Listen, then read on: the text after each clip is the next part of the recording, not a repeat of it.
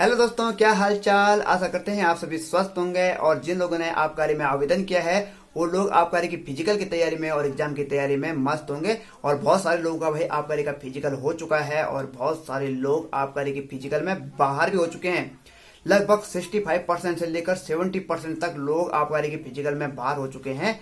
और जो लोग भाई आबकारी की फिजिकल में बाहर हुए हैं उन लोगों को बहुत ज्यादा समय भी नहीं मिला है प्रैक्टिस करने का, अभ्यास करने का। इस वजह से वो लोग बाहर हुए हैं। लेकिन जो लोग बाहर हुए हैं भाई वो निराश मत होइए, क्योंकि हम जब जिंदगी की दौड़ में आगे बढ़ते हैं तो हमारे जो कदम होते हैं वो लड़खड़ाते भी हैं, हम नीचे भी गिरते हैं, हमें उठना भी पड़ता है, संभलना भी पड़ता है और आगे भी बढ़ना पड़ता है। और अगर आप उठेंगे नहीं, नीचे गिरे ही रहेंगे तो लोग आपको कुचल देंगे और समय आपको कुचल देगा। तो आप निरंतर आगे प्रयास करते रहें, आप एक दिन सफल जरूर होंगे। और जिन लोगों ने आबकारी का फिजिकल निकाल दिया भाई उन लोगों के लिए बहुत बहुत बधाई। और उन लोगों के लिए एक अच्छी खबर यह है कि जो आबकारी का मेन एग्जाम है वो 25 फरवरी को न होकर अब मार्च में होना तय हो गया है। तो मार्च महीने में लगभग आबकारी का मेन एग्जाम हो जाएगा। तो आप अपनी तैयारी में जुटे रहें, आपके पास बहुत सारा समय है। तो चलिए जी, आप बात करते हैं उन लोगों की जिनका अभी तक आबकारी का फिजिकल नहीं हुआ है।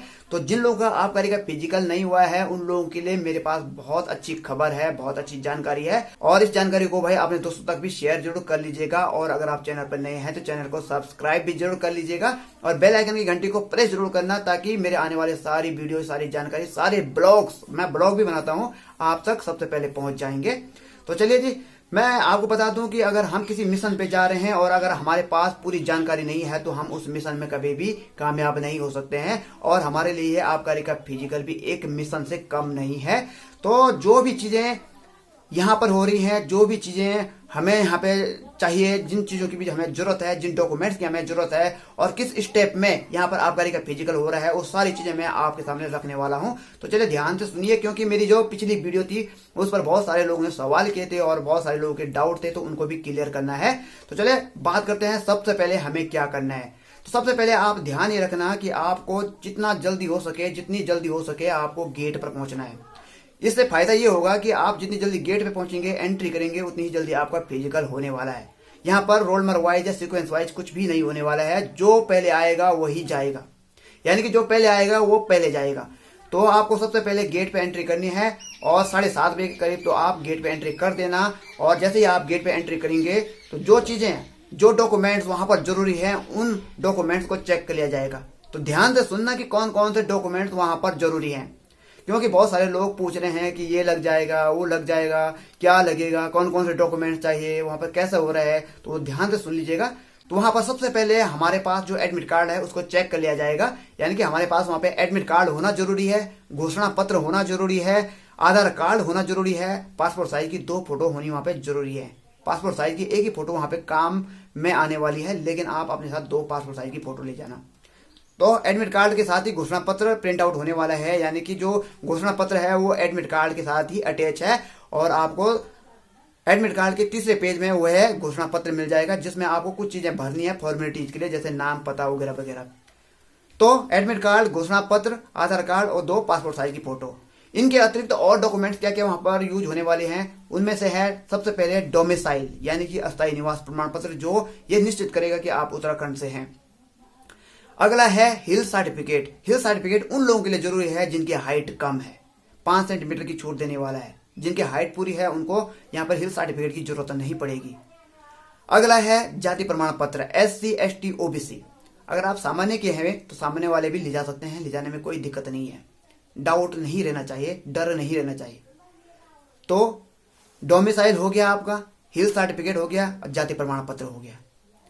और इसके अतिरिक्त जो पहले मैंने आपको एडमिट कार्ड, घोषणा पत्र, आधार कार्ड और 2 पासपोर्ट साइज की फोटो।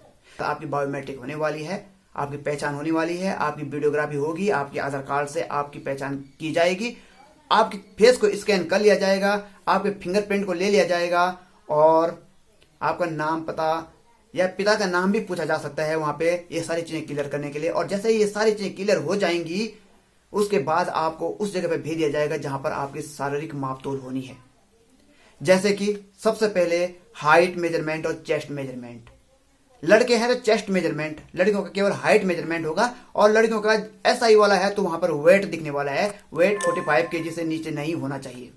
तो लड़के और लड़कियों का हाइट मेजरमेंट होगा और लड़कों का चेस्ट मेजरमेंट भी होगा, ठीक है। और सारे क्राइटेरिया मैंने जो भी चीजें हैं, हाइट कितनी होनी चाहिए, चेस्ट कितनी होनी चाहिए, ये सारे मैं अपने पिछले वीडियो में बता चुका हूं। अगर आपको ये सारी जानकारी अभी मालूम नहीं है तो मेरे पिछले वीडियो पे जरूर जाएं, मैं एंड स्क्रीन पे भी उस वीडियो को लगा दूंगा। तो हाइट, चेस्ट और वेट मेजरमेंट के बाद आपको दौड़ के लिए भेज दिया जाएगा। अब विशेषकर सबसे पहले मैं लड़कियों की बात करूं तो लड़कियों को सबसे पहले 200 मीटर की दौड़ करवाई जा रही है, जो कि आबकारी सिपाही में है। आबकारी सिपाही में 200 मीटर की दौड़ मांगी जा रही है। तो 200 मीटर की दौड़ सबसे पहले आपकी करवाई जाएगी, जो आपको 52 सेकंड में कंप्लीट करनी है। 52 सेकंड में एक भी सेकंड अगर आप लेट करते हैं तो आप डिस्क्वालीफाई हो जाओगे। 52 सेकंड में भी आपको आबकारी की दौड़ पूरी करने के लिए 40 सेकंड में अगर आप पूरी करते हैं तो 20 नंबर, 48 में आप पूरी करते हैं तो आप 18, 50 में आप पूरा करते हैं तो 15 और 52 सेकंड में पूरा करते हैं तो आप क्वालिफाई हो पाओगे और आपको 12 नंबर मिलेंगे। अब इसके बाद दौड़ पूरी होने के बाद लड़कियों को भेजा जा रहा है बॉल थ्रो के लिए, और आपको 14 मीटर मैक्सिमम 14 मीटर की डिस्टेंस पूरी करनी है। 14 मीटर बॉल थ्रो करनी है, जो लगभग सारी लड़कियां कर रही हैं। बहुत इजी है, बहुत कम है, बहुत कम रखी हुई है उन्होंने, और लड़कों के लिए इसकी अपेक्षा तो बहुत ज्यादा रखी हुई है। लड़कों की बात भी करेंगे अभी।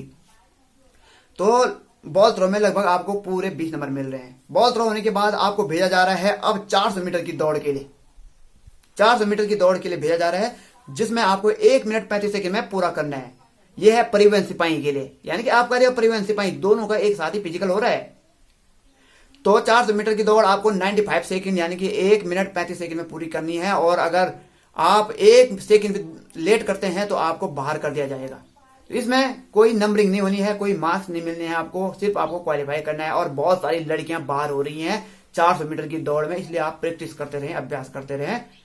और अगर आप दौड़ रहे हैं तो एक दूसरे से टकराए ना, एक दूसरे को टच ना करें, क्योंकि अगर टच करते हैं तो इससे भी गिरने की नौबत आ जाती है या फिर आपकी दौड़ में बाधा आ जाती है, और 1-2 सेकंड की भी अगर आप देर हो जाती है तो उसमें आप डिस्क्वालीफाई हो जाएंगे। जैसे ही आपकी 400 मीटर की दौड़ पूरी हो जाएगी परिवहन सिपाही की, उसके बाद आपको भेज दिया जाएगा रस्सी कूद करने के लिए, जिसे हम कहते हैं रॉप जंपिंग भी। 1 मिनट में 55 बार आपको रस्सी कूद करनी है। आसानी से हो जाता है, प्रैक्टिस जरूर कर लीजिएगा, फॉल मत करना। रस्सी कूद के बाद लड़कियों का है लॉन्ग जंप। तो 3 बार आपको मौका मिलने वाला है, 3 बार। पहली बार अगर आप फॉल करते हैं, दूसरी बार भी फॉल करते हैं, तीसरी बार अगर आप फॉल नहीं करते हैं, 8 फीट, 9.5 फीट या 10 फीट मार देते हैं, उस हिसाब से आपको नंबरिंग मिलेगी, यानी कि मार्क्स मिलेंगे। 8 फीट अगर आप क्वालिफाई करते हैं तो 12 नंबर, आप 9.5 फीट करते हैं तो आपको 16 नंबर, और आप 10 फीट मारते हैं जंप तो आपको मिलेंगे पूरे 20 नंबर। तो इजी है, प्रैक्टिस कीजिएगा, आसान है। स्टार्टिंग में वो आप लोगों को एक चेस्ट नंबर भी देंगे, यानी कि जैसे कि धावक लगाते हैं, तो उसके बाद वो आपको वहां जमा करवाना है, और उसके बाद आपका फिजिकल हो जाएगा और आपको घर भेज दिया जाएगा। कुछ लोगों ने ये भी सवाल किया था कि क्या वहां पर बैग और मोबाइल ले जाने की अनुमति दी जा रही है। तो वहां पर बैग और मोबाइल ले जाने की अनुमति नहीं दी जा रही है। अगर आपके साथ आपका कोई रिलेटिव जा रहा है तो उसके पास वो सारा सामान दे दीजिए बाहरी, जो जरूरी चीजें हैं उन्हीं के साथ आप अंदर जा सकते हैं। बैग और मोबाइल अंदर नहीं ले जा सकते हैं, आप किसी भरोसेमंद दुकानदार के पास भी बाहर दे सकते हैं। अब लड़कों की बात करें तो शारीरिक मापतोल के बाद लड़कों को सबसे पहले दौड़ के लिए मैदान पे भेजा जा रहा है, और दौड़ केवल एक ही हो रही है 4800 मीटर की। कई जगह पे ऐसा ही हो रहा है कि 4800 मीटर की दौड़ ही करवाई जा रही है, और उसमें जो फर्स्ट 1500 मीटर की दौड़ है वो आपको 6 मिनट में पूरी करनी है। और अगर आप 4800 मीटर की दौड़ में पहले 1500 मीटर की दौड़ को 6 मिनट में पूरा कर लेते हैं तो आप परिवहन सिपाही के लिए इलिजिबल हो जाएंगे।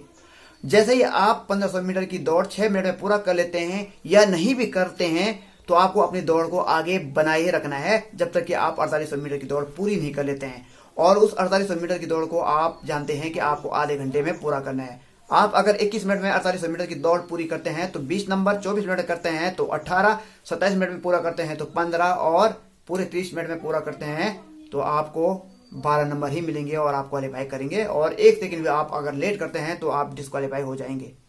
तो एक ही दौड़ में 4800 मीटर की दौड़ में ही 1500 मीटर की दौड़ भी पूरी करवाई जा रही है, और परिवहन सिपाही की दौड़ का जो क्राइटेरिया है उसको भी पूरा माना जा रहा है। लेकिन आपको फर्स्ट 1500 मीटर 6 मिनट में पूरा करनी है, और बाकी आप 4800 मीटर को आधे घंटे में पूरा करें, 27 मिनट में करें, 24 मिनट करें या 21 मिनट में एक्सीडेंट मार के पूरा करें, वो आप पे डिपेंड करता है।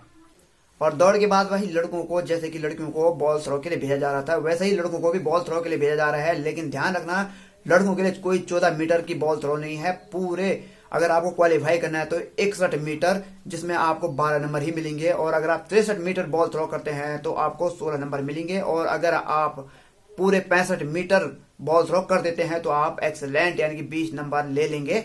और इसके बाद अगर आपने परिवहन सिपाही में भरा है तो आपको चिन अप के लिए भेज दिया जाएगा। और चिन अप करने के बाद भाई अब आपको भेज दिया जाएगा लॉन्ग जंप के लिए। और आप सभी जानते हैं कि लॉन्ग जंप में आपको 15 फीट क्वालिफाई करने के लिए लॉन्ग जंप लगानी ही लगानी है। तो भाई आपका सारा फिजिकल होने के बाद आपकी मार्किंग की जाएगी और आपको नंबर भी दिखाए जाएंगे कि आपको कितने नंबर मिले हैं। और उस पर आपका साइन करवाया जाएगा और साइन करवाने के बाद आपको घर भेज दिया जाएगा। तो भाई आप लोगों के लिए आगामी परिणाम के लिए बहुत बहुत शुभकामनाएं। तो इसी के साथ अपनी वीडियो भी यहीं पे समाप्त करते हैं। उम्मीद करते हैं आपको वीडियो पसंद आई होगी, और पसंद आई है तो लाइक कमेंट और शेयर जरूर कर लीजिएगा। और अगर आप चैनल पर नए हैं तो चैनल को सब्सक्राइब जरूर कर लीजिएगा। मैं मिलता हूं आपको जल्दी नए ब्लॉग में, तब तक के लिए जय हिंद, जय भारत, जय उत्तराखंड, जय देवभूमि, जय श्री राम।